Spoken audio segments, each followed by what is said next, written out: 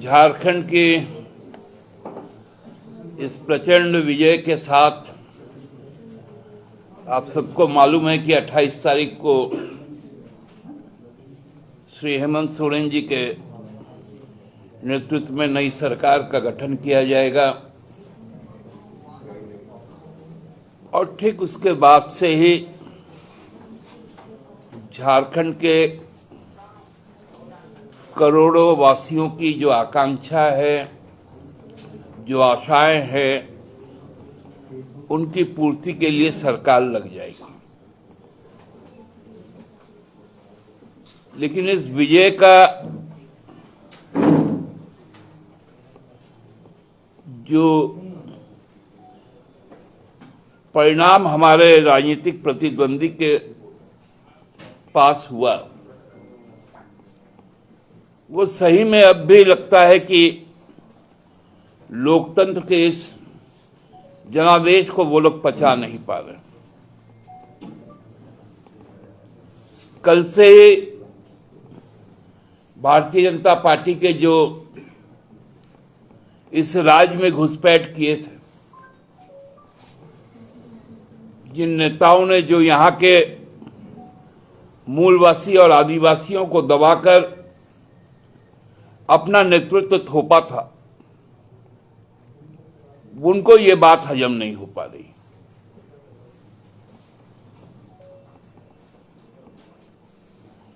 शुरू से हम अंत तक हम लोग कहते आए हैं, यहां हम लोग आपस में सौहार्दपूर्ण तरीके से चुनाव लड़ते हैं।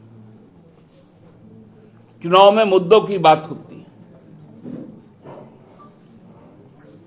लेकिन जो घृणा की भाषा आज भी उनके मुंह से यलगार बन के निकल रही है,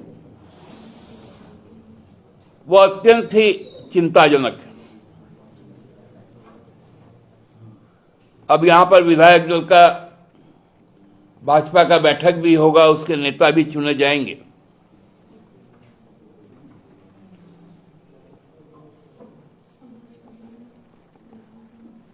लेकिन जिन क्षेत्रों में जाकर सबसे ज्यादा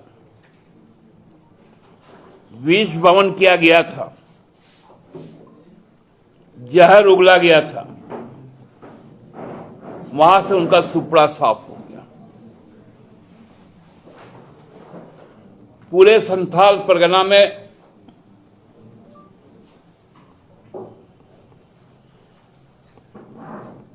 केवल रुदाली के लिए एक सीट मिला 18 में से।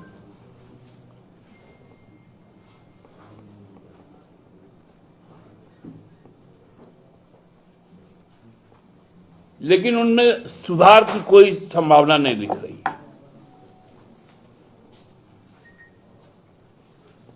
जो व्यक्ति जब से विधायक बना था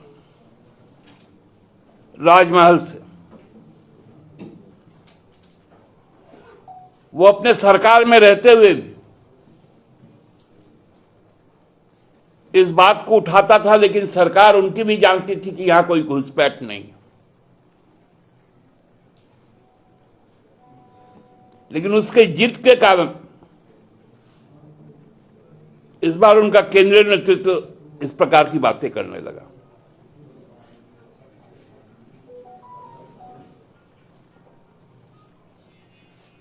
अब ये 2025 से सेंसस होने वाला है। तत्पश्चात परिसीमन भी होगा।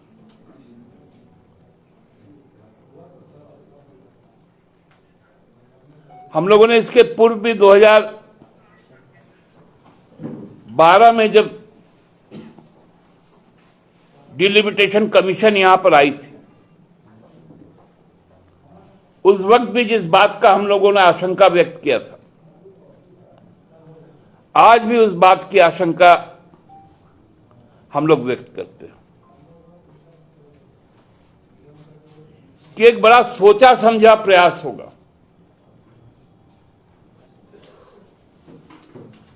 कि यहां जो आदिवासी आरक्षित सीटें हैं,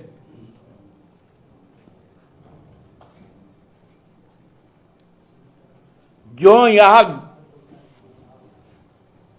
हरिजन आरक्षित सीटें हैं, scheduled caste and scheduled tribe seats, उन पर इनका प्रहार होने जा रहा है।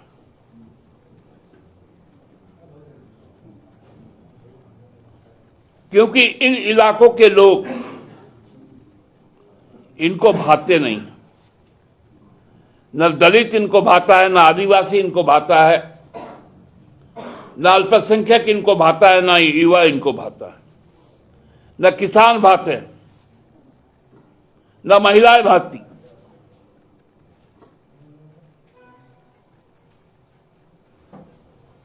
मैं प्रोसेस शुरू नहीं हुआ, लेकिन आज से संसद का सत्र शुरू हुआ और ये बातें आएंगी।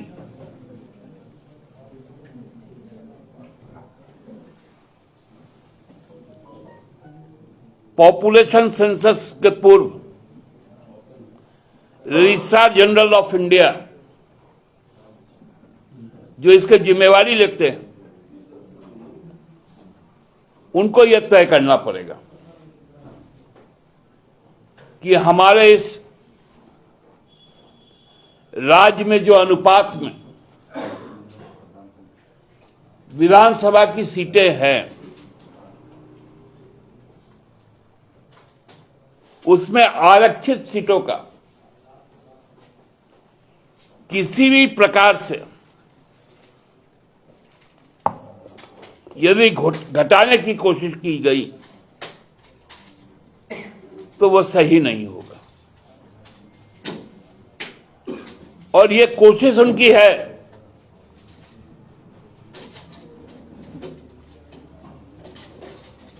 क्योंकि हम लोगों ने जब जब जो आशंकाएं व्यक्त की है,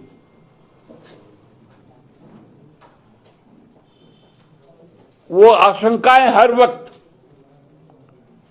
सही साबित होती है, क्योंकि हम लोग इनके मनुवादी ख्याल को समझते हैं, मनुवादी सोच को समझते हैं।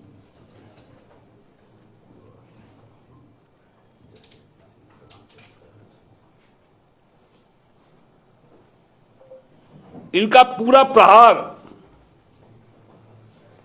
आप देखेंगे कि फिर से शुरू होगा।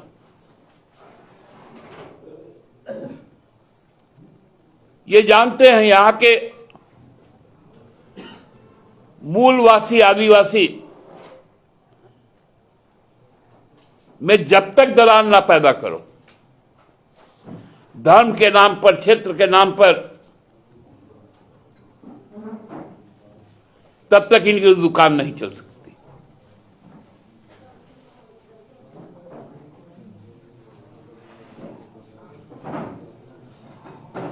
ये गंभीर विषय है, क्योंकि संसद का सत्र आज से शुरू है। इसलिए इस आशंका से के साथ आप लोग के माध्यम से मैं व्यक्त करना चाहता था। आप सबको पुनः इस विजय के लिए, हेमंत सोरेन जी पर लोगों के आस्था व्यक्त करने के लिए, हमारे सभी 56 जो नवनिर्वाचित जनप्रतिनिधि है, उन पर विश्वास व्यक्त करने के लिए बहुत बहुत आभार। और मैं तो जो 21 लोग हमारे विपक्ष में बैठेंगे, उन पर भी लोगों ने आस्था व्यक्त की, उनका भी दायित्व है सकारात्मक विपक्ष का भूमिका निभाए। जो लंबित हमारी प्रस्तावित पास है और राज्यपाल के पास लंबित है, उनको केंद्र तक पहुंचाने में सकारात्मक भूमिका निभाएं।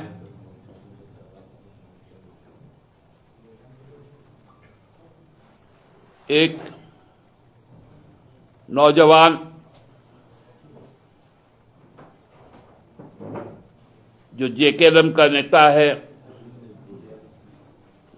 उनके प्रति भी लोगों ने और उनके प्रत्याशियों के प्रति भी लोगों ने जो विश्वास व्यक्त किया है, उनको भी चाहिए कि वो सरकार के साथ सकारात्मक दिशा में चले और एक हमारे माननीय जनप्रतिनिधि चुने गए हैं मांडू से, मैं तो उनको कहूंगा कि आपके नेता तो रोजगार देने वालों की सरकार बनाने चले थे, खुद बेरोजगार हो गए। कम से कम आपने ये तो समझा कि अब आपका नेता बेरोजगार हो गया है, तो आप उनको पुनर्रोजगार का योजना आपने पेश किया। निश्चित तौर पर असम के मुख्यमंत्री को निश्चित काट दिया जाना चाहिए। बिन बुलाए मेहमान की तरह। जी नहीं, मैं तो बुला रहा हूं उनको। दादा, आपको नहीं लगता कि अब इन लोगों को अपने हाल में छोड़ देना चाहिए? देखिए, जो बुरा हाल इन लोग करके गया है ना बाहरी लोग, तो मैं समझ सकता हूं यहाँ के भाजपा नेताओं का। हमसे एक उसके बड़े नेता हैं, प्रदेश स्तर के और राष्ट्रीय पहचान भी है उनकी, उन्होंने मुझको फोन करके बधाई दिया और कहा कि आपने हमारे घरों को तोड़ दिया, महिलाओं को अपने पक्ष में कर लिया। तो हमने उनको कहा कि भाई, ये खेल तो तुमने शुरू किया था, सीताहरण तो तुमने किया था, तो हनुमान ने लंका जलाया तो क्या अपराध किया? रावण कौन है दादा? जो हर के ले गया था छद्म रूप में, उसी का तो ये लंका था। लेकिन दादा, चंपईदा ने कहा है कि उनका जो रुकलान है वो जारी रहेगा घुसपैठियों के खिलाफ, क्योंकि चंपईदा और कुछ तो बोल नहीं सकते थे,